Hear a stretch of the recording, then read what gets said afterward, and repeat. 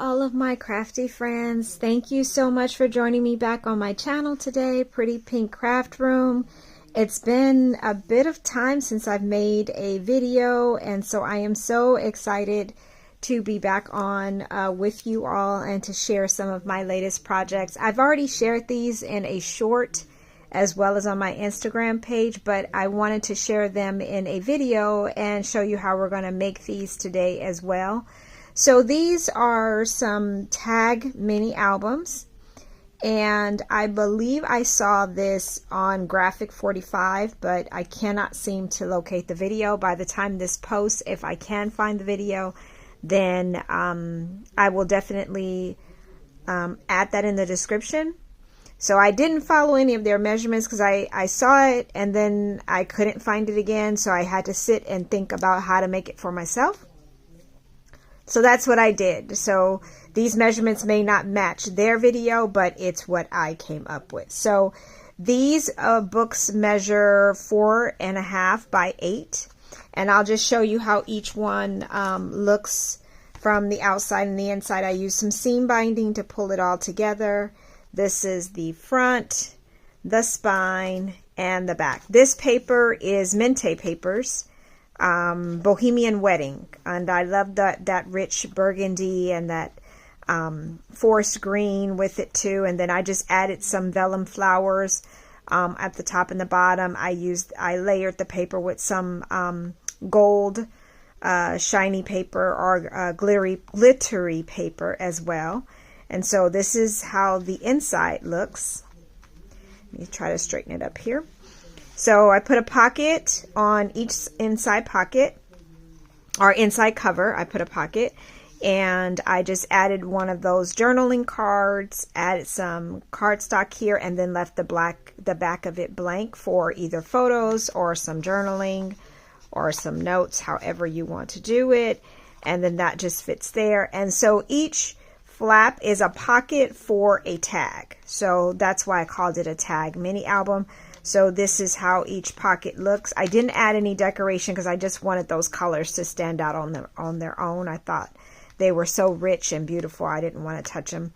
But I did add some stickers that I had, some glitter stickers that I had, some glitter bow stickers I added on each one. So each of these tags pull out of the pocket and go back in. So I'll show you how to do that. And the pockets, of course, get larger as you go.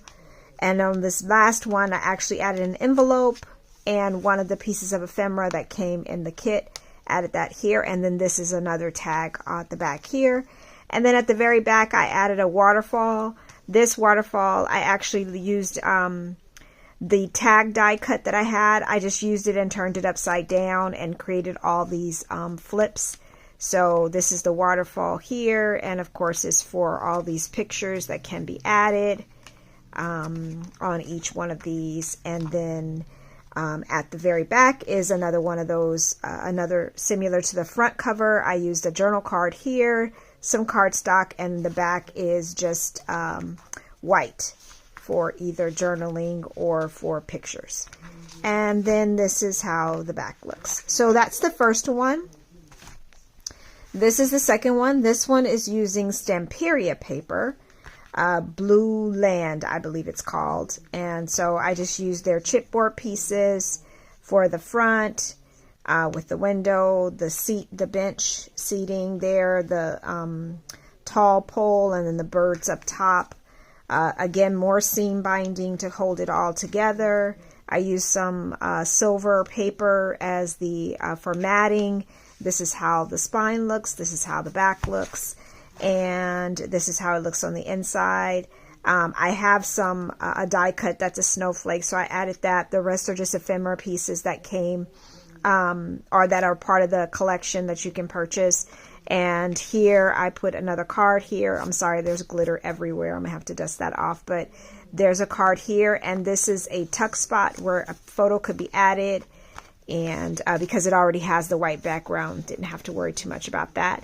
But it's the same thing with the tags of larger sizes, and then I added some tulle and some more seam binding here, and then you have the different scenes on each of this one I put a pocket and another small tag with an envelope there, and then on the back has another envelope with some more ephemera, and then I included some more of the die cuts that were part of the collection as well.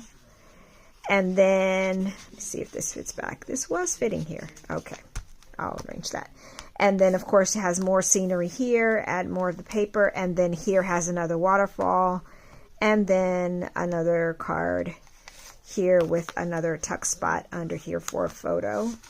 And then down here is the more decoration. So these are both of the books, and I decided that I wanted to go ahead and make it with you using the measurements I just created up in my head. Again, I couldn't locate that video, so I'm going to just go through the project with you all today, and hopefully you will join me in making one of these for yourself. Okay, let's get started. Okay, so for our cover, we are going to need 2 sheets of 5.5 by 8. And this will allow us to have a 1-inch spine. Now I am using 110-pound cardstock for the cover. You certainly don't have to do that, especially if you're going to be matting paper like I do, where I use like maybe 2 or 3 pieces of paper on the front, the spine, as well as the back. That will thicken up and make your cover even sturdier, but you can use 110-pound cardstock if you so choose. So for each one of these, I am going to score at 1 inch. Oops, let's see. Let's do this the right way now. So a 1-inch score line, and I'm going to go down a couple of times just because the paper is so thick. I want to make sure that score line actually takes. So that's a 1-inch score line. Fold that in half. Get that all creased, and I'll pull out my bone folder for that too, and then take my second sheet and do the same thing.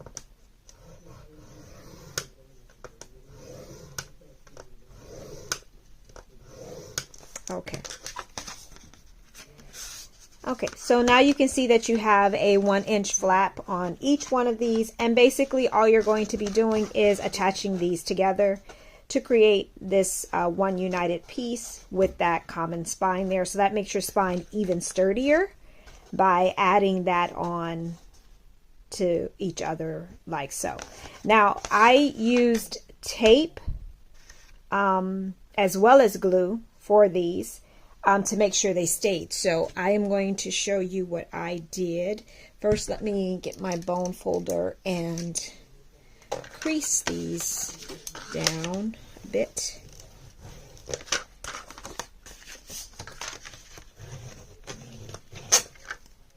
Okay, so I'm going to add tape. This I don't have 1-inch score tape, so I'm going to use what I do have, which is this 3/4 inch score tape, and apply that on the edge here. Crease it down.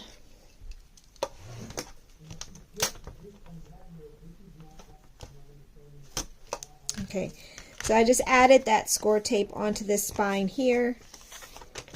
Make sure there's no air bubbles and that it's all the way down. And then I'm going to just remove the backing.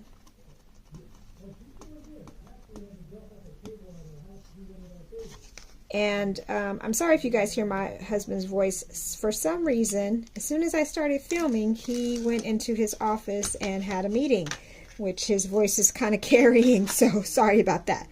So I'm just adding a little bit of glue on here too.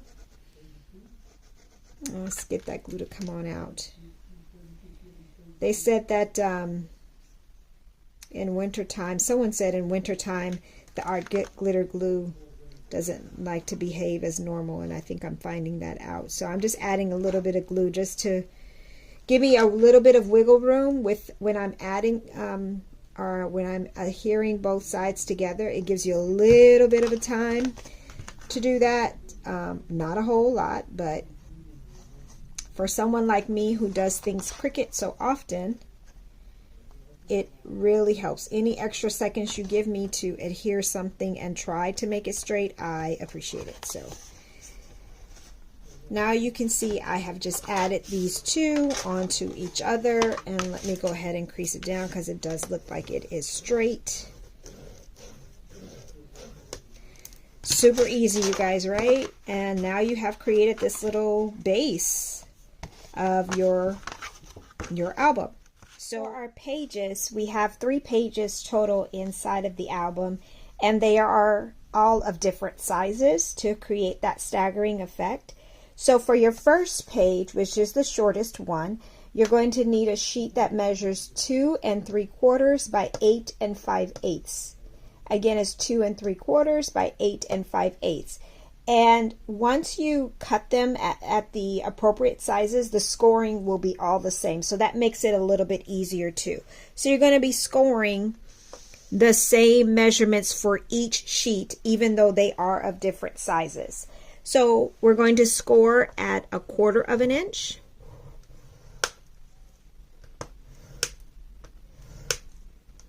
And then we're also going to score at 4.5.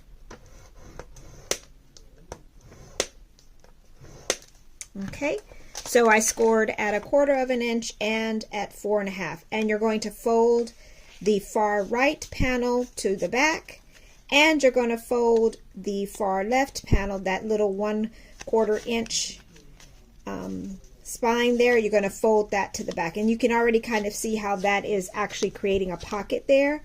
So you folded the left under as well as the far right under, and let me go ahead and crease those folds down. Okay, so that's your very first pocket, your smallest pocket.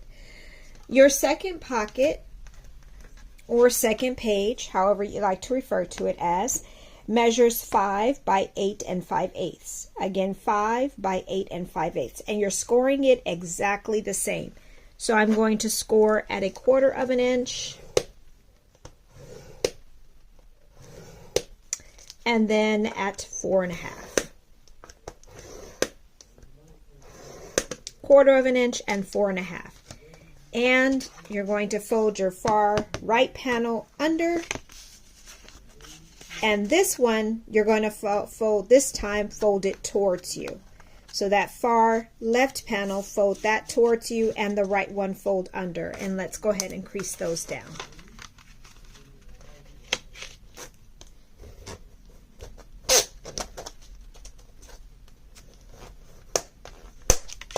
Okay, so we have created this pocket page as well, folded towards us and folded away from us. So that's number 2. And then our third and final one measures 7.5 by 8 5/8. 7.5 by 8 5/8. And as you probably guessed, we're going to score that exactly the same at 1/4 inch and 4.5.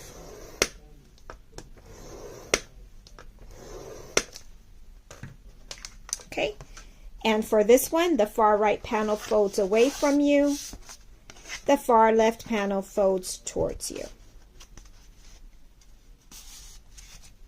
So you have created this kind of image when you turn it to get in top side view.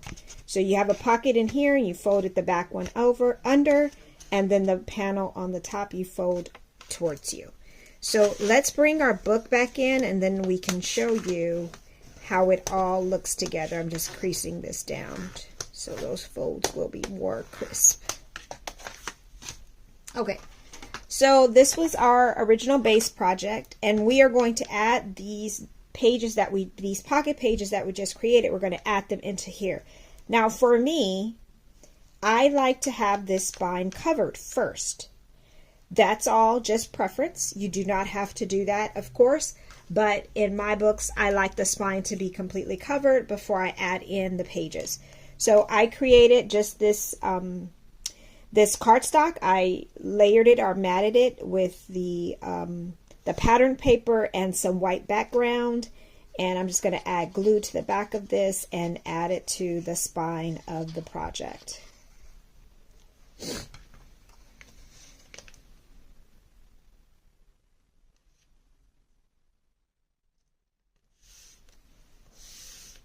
Okay, so you may be wondering, well, why didn't you give me the measurements of this? The reason why I didn't is because the more videos I watch, the more I see that the preferences of people change.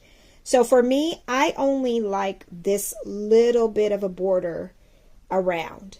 So I only take off 1/8 of an inch. So if the spine is one inch, I'll only take my paper down to 7/8 of an inch. However, some people like it to be 1/4 of an inch to take it down. So that's why it's pretty much what your preference is, what you like, or how you like things to look. I just like a little bit of a border of that base paper to show, and the rest of it to be just a little bit smaller than the paper that it's on top of, if that makes sense. So that's why I didn't really give you a measurement for this, because it really is about preference of what you'd like to see. So these are the pocket pages. I'm bringing those back in now that we just created together, and we're going to adhere these to the spine here. So I'm going to start with my first one here, and I have again this edge spine here that I need to adhere to this spine there. So I'm just going to add glue onto this part, this little flap, and it is just 1/4 of an inch, so you need to give it a little time to adhere to the page and really press it into place. I am going to add mines just a little bit of a way, and hopefully you can see that. Not directly at the edge of that green paper, but just letting a little bit of the green show on the side as well as the bottom. There's no measurement for that. It's just eyeballing and just what I like to see. So I'll bring it up a little closer so you can see. So you can see that there is just a little bit of the green showing at the top as well as at the bottom. You could, of course, choose to bring this paper as close to the edge here without going over the score line. You can do that, but I like a little bit of the pattern to show, but that's just preference again. So I'm trying to give that a little bit more time to adhere down, because the flap or the hinge is just so narrow at 1/4 of an inch. So I think I've given it enough time. So all I'm going to do now is just apply glue at the bottom here and along the side to seal up that pocket. And try to make this bead of glue and you can see that my hand is not very steady with this at all, but try to make it as close to the edge as you possibly can, so that you can give yourself time to I apologize, not time. Give yourself space for your tag that's going inside. So if you make the glue too wide, it limits how much space you have for your tag here. So just try to make it adhere that glue as close to the edge as you possibly can. So that's number 1. So now I'm going to go to number 2. So number 2, this is our, and I did make an error here. I told you to fold this forward, and mistakenly it should be folded backwards. So apologize for that error. Let's get that corrected. You should fold that away from you.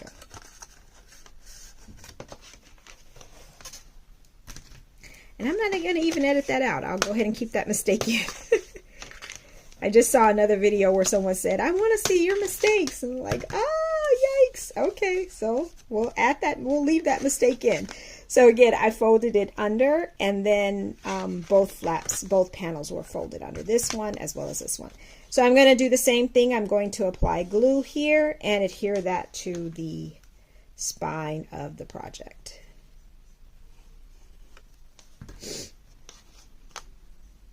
And in applying it, you want to go right next to that previous hinge that you made. So butt it right up against it. So they're right next to each other, not overlapping, but just right on top of each other, and making sure that they are even with each other as well. So, and when I say even, I mean the bottom is even here, and they are right next to each other right there. So just pressing that down, giving it a little more time to adhere to the base. So when you fold it over, this hinge is down, and now all you have to do is adhere this pocket by doing the same method of applying glue to the very edge here, and then sealing up your pocket.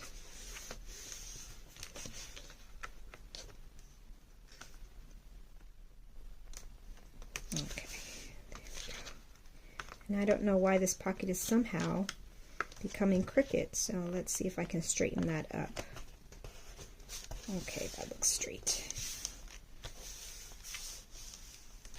Okay, so you can see also the good thing about this is that the pockets lay flat. There's no bulk, or no extra bulk, I should say, that's added to it. It's all just adhering down pretty flat onto your baseboard. Now, so this is the panel or the page that is, again, about preference. So you could easily just add this hinge, this 1/4 inch hinge, onto the page like so, and allow the top portion of it to be seen. I do not like that. I don't prefer for this top portion to be seen. I want the spine to show. So here's a little trick of what I did. And again, it's all about preference. You can certainly just glue this down and you'd be done. And it'll just still be a nice page that is added onto your project. So, but I want to show you exactly what I did because I did not like the appearance of that. So what I did was I lined this up next to the previous page. I made a little mark for myself as to where this page stops off and where this picks up at. Because what I am going to do is cut off this excess so that this flap, this part of the flap, does not show on my spine. So I hope that makes sense. So I'm going to go ahead and do that so you can see what I'm talking about. So I made that little mark here. So I'm just going to angle cut that and then take off the rest of this edge here.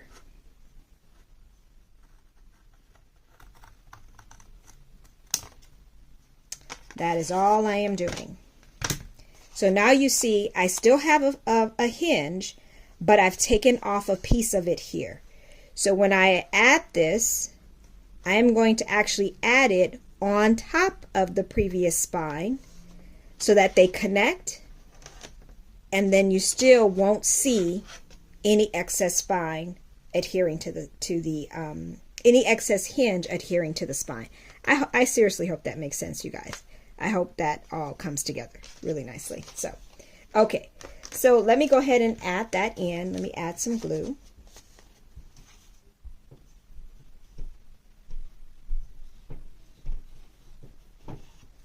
So I just added glue onto the part of the hinge we had left, and I'm just putting it on top.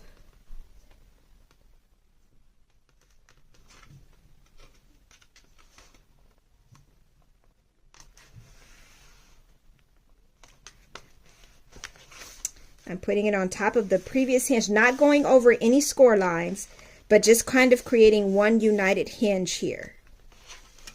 And then when I fold my paper over, then you see I have this opening that I will seal up, but you see that I don't have any excess hinge up here that's seen. So let me go ahead and let that crease down, because you can see now that I didn't let my glue adhere long enough because it's trying to come up. So let me press that down a little longer.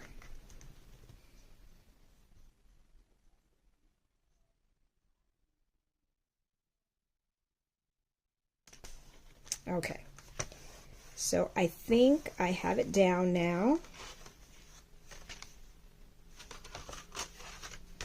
Okay, so now let's go ahead and close this panel together. Now, this is another area where you can, take this same base project and make it into something else different. You could leave this open and make this just a flat page. You could add more pockets. You could add more layers. You could add more flips. You could do all types of different things with this, but I'm just going to show you the base thing of what I previously did on those projects that I showed you in the very beginning. So again, I'm just adding glue onto the side and the bottom so that I can adhere this flap over it and create a pocket.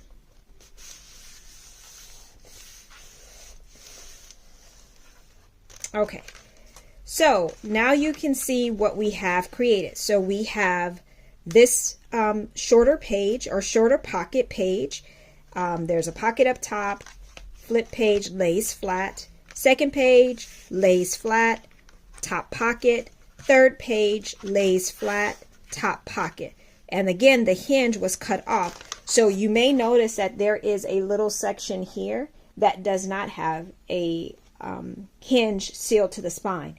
That did not bother me. I actually thought that was pretty cool because it's like kind of floating, but it still stays sturdy attached to the page because most of the hinge is attached to the spine of the book. So that's again another option. Again, if you don't mind that hinge showing either at the back or above this right here, if you wanted that hinge to show, by all means, please go ahead and do that. I did not prefer that, so that was the way I found a workaround. Maybe you even have a better workaround for it. You might have a better workaround than what I created, but this. Okay, friends, many hours later, this is the completed project. Now, I did have the plan in mind of trying to decorate at least a portion of this together, but my mind was all over the place and I couldn't figure out how I wanted to decorate it, how I wanted it to look. I'm not even 100% happy with what I have here, but I just wanted to at least finish off the video by showing you the completed project. So this is how it looks. Again, I used some seam binding to hold it all together. I used some various layers of circles and leaves and tags and everything to create the front design. There's some green doilies underneath. This is the spine and this is the back. So for the inside, I'll show that to you quickly so that you can at least get the idea, because you may remember that on the previous ones I showed you, I kept using a tag die cut, but I wanted to show you that you could just use a regular handheld cutting angle for your tag, or if you have a simple die cut like, a simple tag corner cut like this one, you can use that too, and you can use that to create your tags. I had some ribbon that has some buttons on it, so I used that as the pull portion of the tag so that you could pull it in and pull it out. The paper design had all these cute animals on it, so I used that. This is how the front, the back, this one has the fish, and then I layered some tags, created a little tuck spot. This is another tag with some buttons on there to pull out, and then this is the back, and then I again layered some tags there and used one of the journal cards to create the design there, and then this one also is a tag with the pull. On the front and back cover, I decided to just use a simple side pocket. I put one of the journaling cards in there. It has the journaling space on the back and has the cute little furry animal on the front there.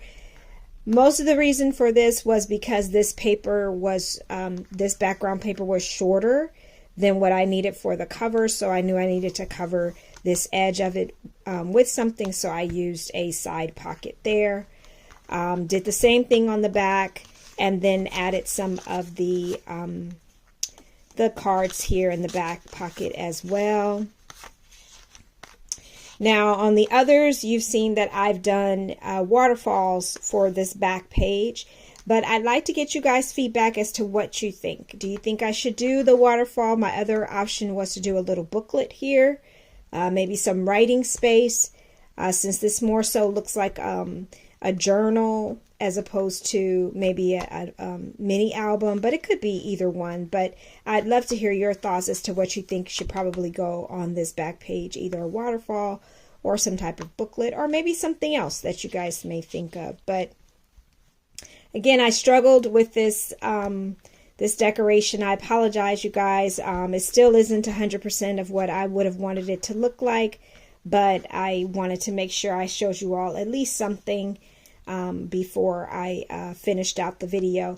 Love to hear your feedback, your comments, your thoughts. You guys are always so wonderful in giving me great feedback, even constructive criticism. I greatly appreciate that because it all goes to help make my channel better and more enjoyable for all who join and watch me. So once again, thank you all so much for joining me today, and I hope to see you back soon. Take care. Bye.